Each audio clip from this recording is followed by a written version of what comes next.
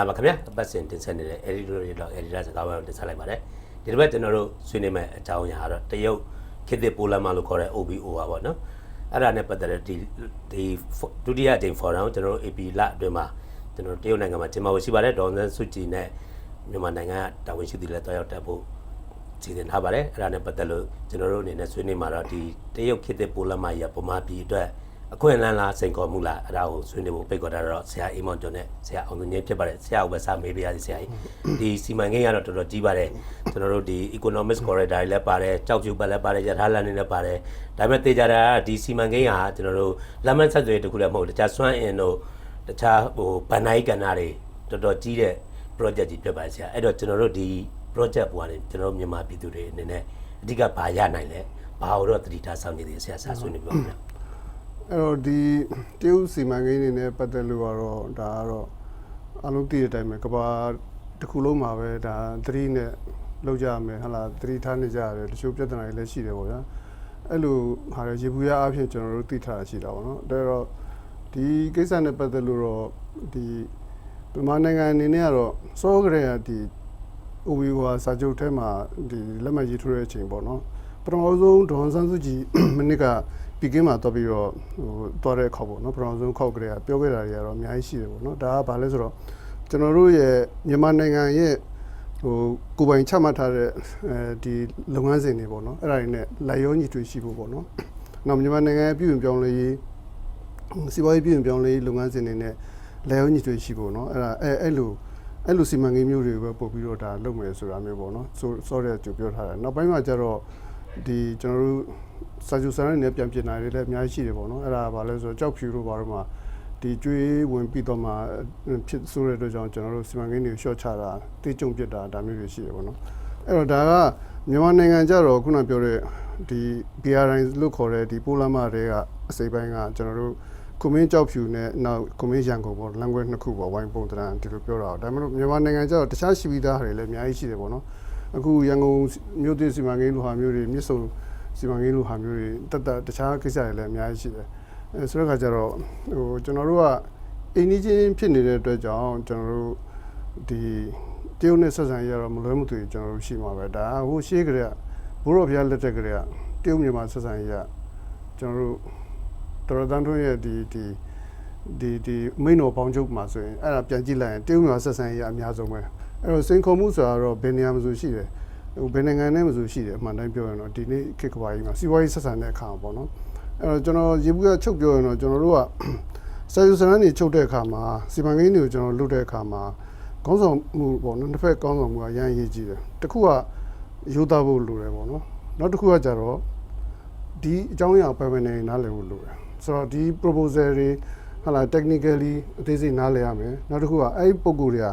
နားလည်သည့်တိုင်အောင်မရိုးသားလို့ရှိရင်တော့ဒီဟာပြဿနာရှိတယ်အဲ့တော့လက်ရှိဒေါ်စန်းစုကြည်တို့ဟိုကိုယ်တိုင်ဥဆောင်ထားတဲ့ committee ဖို့ပြောရင်တော့ရိုးသားမှုကကျွန်တော်တို့လုံးဝရန်လုံးပြည့်စိတ်ချလို့ရတယ်အဲ့တော့ technically ကျွန်တော်တို့တေချာနားလည်အောင်လုပ်နိုင်သလားပေါ့နော်ဒီစီမံကိန်းကတင့်တော်လားမတင့်တော်လားငွေကြီးများလားနည်းလားစသဖြင့်ပေါ့ဒါတော့ကျွန်တော်တို့တေချာလုပ်ဖို့လိုတယ်ပေါ့နော်ဟုတ်တယ်ဆရာတော့ဒီဥစ္စာဒေါ်စန်းစုကြည်လည်းဒီ BRI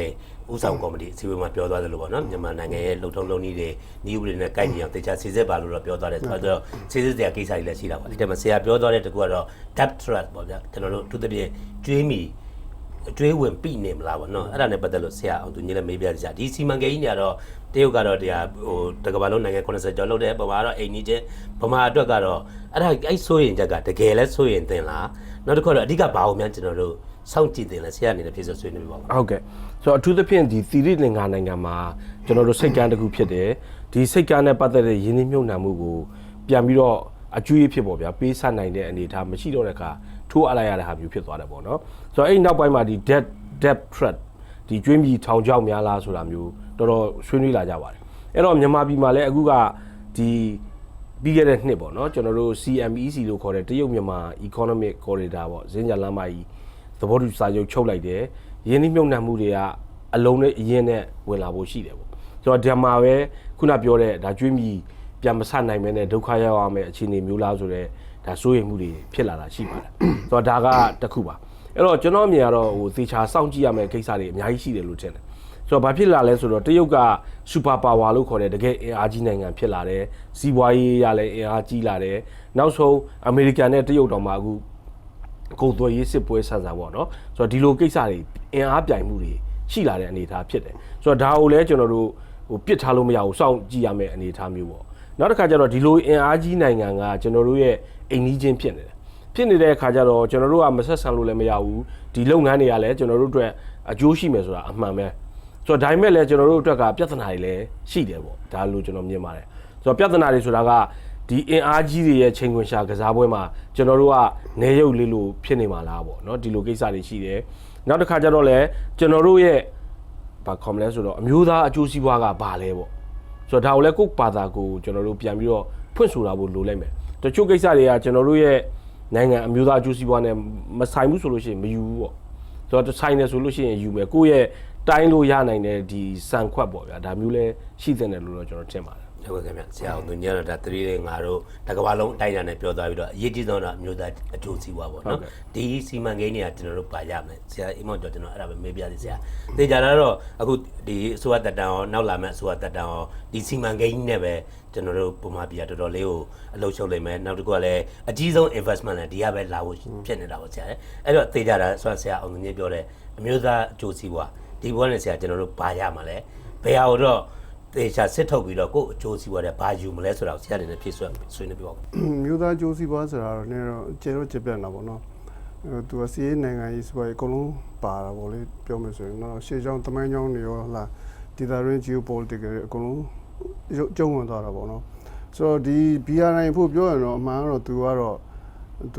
infrastructure လို့ခေါ်တဲ့သူအခြေခံဆောက်အုံတွေသူလိုက်လုပ်တာပဲဒီကမ္ဘာဒေါ်လာမှာပေါ့နော်ဒီပိုလန်မှာနဲ့ကျုံဝင်တဲ့နိုင်ငံ65နိုင်ငံလောက်ရှိတယ်အဓိကအဲ့ဒီနိုင်ငံတွေရဲ့သူကဒီ infrastructure လုပ်တယ်ဒါပေမဲ့အဲ့ဒီ infrastructure လုပ်ခြင်းဟာတရုတ်ကသူ့ရဲ့အနောက်ဘက်နဲ့ဒီနောက်တောင်ဘက်နဲ့အနောက်ဘက်ချမ်းမှာရှိတဲ့ကုန်းတွင်းဘက်ပြည်နယ်တွေကိုစီးပွားရေးဖွံ့ဖြိုးရေးအတွက်ပါတပါးတည်းပါသွားဖို့သူကဒီစီမံကိန်းကဟိုသူ့အတွက်ဒီလိုဆွဲထားတာဖြစ်တာပေါ့အဲ့တော့ဒီမှာဆိုရင်ကျွန်တော်တို့ဆိုရင်ယူနန်နဲ့စက်နေပေါ့နော်ယူနန်နဲ့ကျွန်တော်တို့ဒီဘက်ကချမ်းလုတာမှန်များယူနန်ပြည်နယ်ကိုကျိုးရှိတယ်။နောက်ဟိုးပေါ်ပဲကြတော့ဒီစင်ကြံတို့ဘာလို့ဟုတ်လားဒီကွေကျိုးတို့ချင်းဟိုင်တို့စသဖြင့်ဒီလိုကုန်းတွင်းပြည်နယ်ရှိအဲ့ဒါတွေကြတော့ခုနအရှိအလဲပိုင်းကိုသွားတဲ့လမ်းကြောင်းနေကိုသူကဖွင့်ခြင်းအဖြစ်ဒီပြည်နယ်တွေကဖွံ့ဖြိုးလာတာပေါ့။ဆိုတော့ပင်လယ်ရုံးလမ်းမှာကြတော့လေသူ့ရဲ့ခုဖွံ့ဖြိုးပြီးသား East Coast ဆိုတော့အရှိဘက်ကဟိုဟာတွေအတွက်အကုန်လုံးသူကထပ်ပြီးတော့ပိုအကျိုးရှိဖို့သူလုပ်တာပေါ့နော်။အဲ့တော့ဒီဘောကနေကျွန်တော်တို့ကကြတော့ဒီတက်ဆန်နိုင်ငံတွေကဘာတွေရမလဲဆိုတော့ကျွန်တော်တို့အခုနပြောတဲ့အခြေခံအဆောက်အုံတွေကျွန်တော်တို့ရဘာလို့လဲဆိုကျွန်တော်တို့နိုင်ငံတွေကြတော့အခြေခံအဆောက်အုံကကျွန်တော်တို့မှာရန်ချွတ်တယ်လားဟိုကရန်ကုန်မန္တလေးသွားရင်7 နာရီလောက်သွားနေရတယ်ပေါ့ဟုတ်လား10 နာရီတော့မသွားနိုင်သေးဘူးအဲ့တော့တရုတ်ကအမြန်ထားဆိုဥမာကူမင်းနဲ့ဒီရှန်ဟိုင်းဆိုရင်ကီလို2400ရှိတယ်7 နာရီနဲ့ရောက်တယ်သဘောတော့အခုဟောင်ကောင်နဲ့ဟိုဟာဆိုရင်ဟုတ်လားပီကင်းဆိုရင်9 နာရီနဲ့ရောက်မယ်ကီလို2400လောက်ဆိုတော့ဒီလိုအရန်ကွာထားတဲ့ကျွန်တော်တို့ရဲ့ဟိုဟာတွေကိုကျွန်တော်တို့ဒီ BRN နေကျွန်တော်တို့အကျိုးမြတ်ရနိုင်တယ်အခုကျွန်တော်တို့မန္တလေးကနေမူဆယ်ဟုတ်လားမီတာလာဖောက်မယ်ဆိုရင်ဒါကျွန်တော်တို့မဖောက်နိုင်ဘူးပွင့်လင်းပြောရင်ဒီကျွန်တော်တို့ရဲ့ဤပညာငွေရင်းနှီးရောမလုပ်နိုင်ဘူးဆိုတော့ဒီတရုတ်ကတော့ဒီမီတာလန်တို့ကားလန်တို့မှာကမ္ဘာမှာထိပ်တန်းအဆင့်လောက်ဖြစ်နေပြီပေါ့ဗျာသူဖောက်တာတောင်တွေ့ရင်သူကတော့ဥမင်လန်ကောင်ဖောက်လိုက်မှာ6တွေ့ရင်ချောင်းတွေ့ရင်တရားထိုးမယ်စသဖြင့်အရန်မြန်အောင်လုပ်နိုင်တယ်ဆိုတော့အဲ့ဒါလည်းကျွန်တော်တို့အတွက်အကျိုးရှိတယ်ဘာလဲဆိုတော့ကုန်သွယ်ရေးအထူးဖြင့်ကုန်သွယ်ရေးပေါ့နော်အဲ့တော့ကုန်သွယ်ရေးကကျွန်တော်တို့ကဟိုတဝက်လောက်ကနေဆက်ကုန်သွယ်ရေးဖြစ်တယ်ကုန်သွယ်ရေးစုစုပေါင်း33ဘီလီယံမှာ18ဘီလီယံလောက်ကဒါနေဆက်ပဲအဲ့ဒီနေဆက်ထဲမှာကို80ရာခိုင်နှုန်းကျော်ကတရုတ်နဲ့ကုန်သွယ်ရေးပဲအဲ့ဒီကုန်သွယ်ရေးအားလုံးကမူဆယ်လမ်းကြောင်းကနေသွားနေတာဆိုတော့ဒီလမ်းကြောင်းကဒီကားလမ်းလေးတစ်လမ်းနဲ့ကျွန်တော်တို့ကမနိုင်တော့ဘူးဆိုတော့ဒီမီထားလမ်းရှိမယ်ဆိုရင်ကျွန်တော်တို့ရဲ့အခုတည့်သီးတို့ဖျဲသီးတို့ဟာအခုဆိုရင်စေချွန်လောက်ထိပဲရောက်တယ်ကျွန်တော်တို့ဒီနားမှာကျွန်တော်တို့တည့်သီးကိုစားနေတာကစေချွန်ရဲ့ကွေကျိုးရဲ့ယူနိုင်ဒီ3ပြည်နယ်တွေကုန်တယ်ဘာကြောင့်လဲဆိုတော့အမှဲ့သွားလို့သူအချိန်မရလို့9ရက်9ရက်ဆိုရင်မှဲ့သွားတယ်တည့်တည့်ကအဲ့တော့ဒီနေဆက်တွေကျွန်တော်တို့ကကားနဲ့ပို့တာနဲ့3ရက်လောက်ကြာတယ်အဲ့ဟိုထဲမှာပြောင်းတာနဲ့4ရက်လောက်ဖြစ်သွားတယ်နောက်တော့2ရက်လောက်ဆိုရင်စစ်ချွန်လောက်ပဲရောက်တယ်တည့်တည့်ကဆိုတော့ကျွန်တော်တို့ကဒီမီးထားနဲ့သာကွန်မြူနတီတိုက်ရက်ပို့ရင်တည့်ထင်းနဲ့ရောက်သွားမယ်အဲ့နောက်တော့4ရက်ကကျွန်တော်တို့ကဟိုအတွင်းပိုင်းထိပို့လို့ရဟူနန်တို့ဟူပေတို့ကပို့လို့ရတယ်ဘာဖြစ်လို့လဲဆိုတော့ကျွန်တော်ဒီဆက်လာပိုင်းကောင်ကဒီရှာမင်တို့ကတရုတ်ပြည်အဲ့အရှိဘက်ကန်ကိုကျွန်တော်ရောက်တဲ့ခါကျတော့ VNN တည်တည်ကရောက်နေပြီအဲ့မှာ VNN တည်တည်ကရောက်နေပြီ ဒီတလားပိုင်းပဲရှိသေးတယ်အကြီးကြီးအများကြီးတွေ့ဆိုင်နေမှာဗီယက်နမ်ဆိုရင်တော့ရန်လေတယ်ပေါ့ဗီယက်နမ်ကော်ဖီဗီယက်နမ်ငန်းပြရေးဟာလာဗီယက်နမ်တည်တည်ပြုတ်ပြီးတော့အများကြီးပဲစားအများကြီးထုတ်ဖို့တယ်ဗီယက်နမ်ဝက်သားအဲ့တော့ကျွန်တော်တို့ကဒီလိုကတ်နေတဲ့နိုင်ငံကြီးတော့လူကြီးများတဲ့နိုင်ငံမှာကျွန်တော်တို့ကုန်သွယ်ရေးမှာကျွန်တော်တို့ကဒီလိုအမြဲဆွေးရစရာလာအများကြီးရှိတယ်ပေါ့ဗျာဆိုတော့မှတည်တည်ဆိုတာကျွန်တော်တို့ကဖျားပေးတဲ့တည်တည်ပဲစိန်တလုံးမိတာကဒီနောက်တစ်ဝိုက်မှာလုံးဝမရှိသေးဘူးအခုချိန်ထိဗီယက်နမ်လည်းစူးစမ်းတယ်ထိုင်းလည်းစူးစမ်းတယ်ဒါပေမဲ့မမီဘူးသို့တော်လည်းသူကတဖြည်းဖြည်းကောင်းလာတယ်အဲ့လောက်နီးပါးကောင်းလာတယ်ကောင်းလာတော့ကိုကဒီ standard ကိုထိန်းထားဖို့လိုတာပေါ့နော်အဲ့တော့ခြုံပြောရင်တော့ကျွန်တော်တို့ကဒီအခွင့်အလမ်းတွေကကျွန်တော်တို့ကအများကြီးရှိပါတယ်သို့တော်လည်းခုနပြောတဲ့ကိုယ်သူငင်းပြောတယ်ကျွန်တော်တို့ depth trust ဆိုတာကဒီကမ္ဘာလုံးကြောက်နေတေးကိုအဲ့ဒါတေးဥစီမံကိန်းကလည်းကမ္ဘာမှာအကြီးကို600လောက်ရှိတယ်600လောက်တည်းမှာဗမာပြည်မှာတိတ်မရှိသေးဘူးမှန်တယ်ပြောရင်2ခု3ခုပဲရှိတယ်အဲ့ဒါလည်းအစတုန်းပဲရှိသေးတယ်သူများအတွေ့အကြုံတွေကျွန်တော်တို့ယူလို့ရတယ်ပေါ့နော်ယူလို့ရတယ်ဒါကျွန်တော်တို့အကောင့်ချက်ပါပဲကျွန်တော်ဆရာအောင်သူညို့တော့ကျွန်တော်ကဆရာကတော့အစွမ်းအခွင့်အလမ်းပြောတော့ကျွန်တော်တို့ဘာတွေချိန်ချောက်မှုရှိလဲပေါ့သူတပြင်းကျွန်တော်တို့ဗမာပြည်အရင်တော့ China dependence ပေါ့နော်တရုတ်ကိုပြန်အားကိုးလာရတယ်အဲ့လိုမြစ်ဆုံကိစ္စတွေရှိတယ်အခုရခိုင်ကြောက်ဖြူကတော့အဓိကပေါ့ OBO ရဲ့ point လို့ဖြစ်နေတယ်လက်ဗရောင်းကိစ္စမျိုးတွေရှိတယ်အဲ့တော့ဆောရန်အဲ့ဒါလည်းအပေါ်မှာအခုဆိုရန်ကုန်မြို့သစ်စီမံကိန်းမှာလည်းတကယ်ကတော့1 square meter ကို$5ပဲရမယ်တော်တော်ဝေဖန်ကြပါတယ်ဒီဈေးနှုန်းကတကယ်ရောရရလားပေါ့နောက်တစ်ခုကအတိုးနှုန်း73%အဲ့တော့ဆရာဒီဟာတွေအရန်ကိုတရုတ်ကိုမိခိုးအားထားတဲ့ဟာကျွန်တော်တို့အတွက်ချိန်ချောက်လာနောက်တစ်ခုအစောရပြောနေတဲ့လက်တွေ့ဟာတွေကဘယ်လိုမျိုးများကင်တွယ်သင့်လဲဘယ်လို address လုပ်သင့်လဲဆရာနဲ့ပြည့်စုံဆွေးနွေးပါဦးခင်ဗျာဟုတ်ကဲ့ကျွန်တော်ချင်းချောက်မှုလို့ပြောတော့3-4ချက်လောက်တော့ကျွန်တော်ပြောချင်တယ်အဲ့တော့ပထမတစ်ခုကအဆင်သင့်ဖြစ်မှုပေါ့ဆိုတော့ကျွန်တော်တို့ကိုယ်တိုင်အဆင်သင့်ဖြစ်ရလားပေါ့ဒီယထာကြီးကကျွန်တော်တို့ဘူတာမှာလာစိုက်နေပြီညင်းလို့လည်းမရတော့ဘူးဒါကလုံမှာပဲเนาะအဲ့လိုအနေထားမျိုးမှာကျွန်တော်တို့ကိုယ်တိုင်အဆင်သင့်ဖြစ်ရလားဆိုတော့စိတ်ခံစားမှုအပိုင်းရောကျွန်တော်တို့ကိုယ်တိုင်ရောအကုန်တော်တော်များများပြင်ဆင်ရမယ့်အနေထားကျွန်တော်မြင်တယ်ဆိုလိုတာအစိုးရကလည်းဒီချက်ပို့ပြီးတော့အသိပညာပေးမှုစသဖြင့်တော်တော်များများလုပ်ဖို့လိုတယ်လို့ထင်တယ်အဲ့တော့ဒီလိုရင်းနှီးမြှုပ်နှံမှုတွေဖြစ်လာတဲ့အခါမှာကျွန်တော်တို့နိုင်ငံထဲမှာတရုတ်ရင်းနှီးမြှုပ်နှံတဲ့သူတွေခရီးသွားတွေဗါတွေဒါတွေအများကြီးတွေ့ရမှာပဲဒါတွေကိုကျွန်တော်တို့စိတ်ထဲကပြင်ဆင်ထားဖို့လိုပါတယ်ဆိုတော့အဲ့ဒါအပြင်မှာခုနဆရာထောက်ပြသွားတဲ့အချက်တွေလည်းအမှန်ပဲဆိုတာကတလောကကျွန်တော်တို့ထိုင်းနိုင်ငံမှာဒီအလီဘာဘာခေါ်တဲ့ကုမ္ပဏီပေါ့နော် online ကဈေးရောင်းတာသူကနေပြီးတော့ဒူးရင်းသီးတင်ပို့တဲ့ကိစ္စကိုလုပ်လိုက်တဲ့အခါကျတော့10မိနစ်အတွင်းမှာထိုင်းဒူးရင်းသီးဘလောက်ကိုဒီတရုတ်ပြည်ကဝယ်လိုက်တယ် online ပေါ်ကနေဝယ်ဆိုတော့အဲ့တော့ဒီကိစ္စကအခုက holy တကြောဖြစ်တဲ့ကိစ္စပေါ့အဲ့တော့တရုတ်ပြည်ရဲ့ဒီလူဦးရေသန်းထောင်နဲ့ချီတဲ့ကိစ္စကတကယ်ပြောမှဆိုရင်တကယ်ကြီးတဲ့စားသုံးသူဈေးကွက်ကြီးအဲ့တော့ဒီဈေးကွက်ကြီးကိုကျွန်တော်တို့ကဘယ်လိုအသုံးချမလဲဆိုတဲ့စဉ်းစားမှုတွေရှိလာတယ်အဲ့တော့ကျွန်တော်တို့ကဘာတွေလုပ်နိုင်တယ်လဲဆိုရင်ကျွန်တော်မြင်တာတော့တရုတ်ကတိတ်ပြီးတော့အခြေခံကြတာတွေမလုပ်တော့ဘူးအဲ့တော့ကျွန်တော်တို့ကဝါတို့ဘာတို့လိုမျိုးတဆင့်ခံကုန်ချမ်းမျိုးစိုက်ပြီးတော့ပို့နိုင်ပါလားဒါမှမဟုတ်ရင်သူတို့စားသုံးမှုအတွက်လိုအပ်တဲ့ဟာကိုဖြည့်ပေးဖို့ကျွန်တော်တို့ရဲ့စိုက်ပျိုးရေးကဏ္ဍပြင်ဆင်ပါလားပေါ့ဆိုတော့အဲ့ဒီအချိန်မှာလဲကျွန်တော်တို့စီမှာပြန်ပြီးတော့အရွှေ့အပြောင်းလုပ်ရတာတွေချိန်ညှိရတာတွေရှိမယ်ဆိုတော့ဒါကိုရောကျွန်တော်တို့အဆင်သင့်ဖြစ်သလားပေါ့ဒီပိုင်းမှာနောက်တစ်ခါကျတော့သုတေသနအပိုင်းတွေပေါ့နော်ဆိုတော့အဲ့တော့တရုတ်ဘက်ကကျတော့သေချာကိုစနစ်တကျနဲ့အကုန်စီမံကိန်းအကြီးနဲ့လာတယ်ကျွန်တော်တို့စီမှာအခုချိန်တည်းကဒ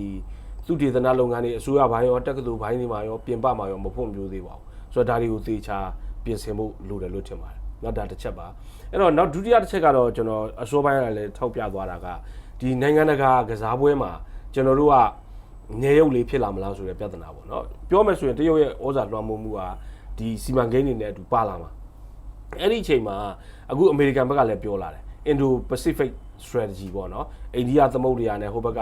Pacific သမုဒ္ဒရာကိုအခြေခံတဲ့ view ဟာတွေလောက်လာတယ်လောက်လာတော့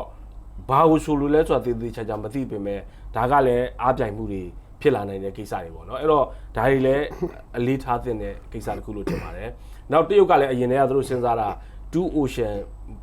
သမုဒ္ဒရာ20မဟာဗျူဟာပေါ့ဆိုလိုတာကျွန်တော်တို့မြန်မာပြည်ကိုဖောက်လိုက်လို့ရှိရင်ဒီဘက်ကအိန္ဒိယသမုဒ္ဒရာပဲရောက်လာပြီပေါ့နော်ဆိုတော့အဲ့တော့ဒီကိစ္စတွေမှာလည်းကျွန်တော်တို့အများကြီးထည့်စဉ်းစားဖို့ရှိမယ်လို့ကျွန်တော်ထင်ပါတယ်နော်ဆိုတော့အဲ့တော့နောက်တတိယတစ်ချက်ကကြတော့ကျွန်တော်တို့ဒီလိုတရုတ်ယင်းနှိမ့်မြုံနှံမှုတွေလာလုပ်ပြီဆိုလို့ရှိရင်ကျွန်တော်ထင်တယ်တရုတ်အစိုးရအပိုင်းမှာတော့ဒီစီမံကိန်းကြီးတွေအပိုင်းမှာဂတိကဝတ်တွေရှိပါတယ်မူတွေလည်းရှိပါတယ်နှစ်ဖက်အကျိုးမျှတဖို့ဘာလို့ကိစ္စတွေမူတွေရှိပါတယ်ဒါပေမဲ့လက်တွေ့မှာကြတော့တဦးချင်းလာကြတဲ့ယင်းနှိမ့်မြုံနှံသူတွေကုန်သည်တွေမှာဘာပြောမလဲဆိုတော့စီကံမဲတာတွေဘာခေါ်မလဲလွယ်လွယ်လောက်သွားတဲ့ကိစ္စတွေအများကြီးရှိနိုင်တယ် ဆိုတော့ဒါတွေအတွက်လည်းကျွန်တော်တို့ဘက်ကခန္ဓာရည်အားရှိဖို့အတွက်ဥပဒေတွေခိုင်နာဖို့လှုပ်ထုံးလုပ်နည်းတွေခိုင်နာဖို့ပေါ့လိုလိမ့်မယ်ထင်ပါတယ်ဟုတ်ကဲ့ခင်ဗျတရုတ်မြန်မာဆက်ဆံရေးတိုးတက်ကောင်းမှာစေလို့ဆန္ဒပြုရင်ဒီစကားဝိုင်းကိုဒီမှာပဲညှနာပါတယ်ဒီစီဇန်ကိုကြည့်ရှုအားပေးတဲ့အတွက်အားလုံးကျေးဇူးတင်ပါတယ်ခင်ဗျ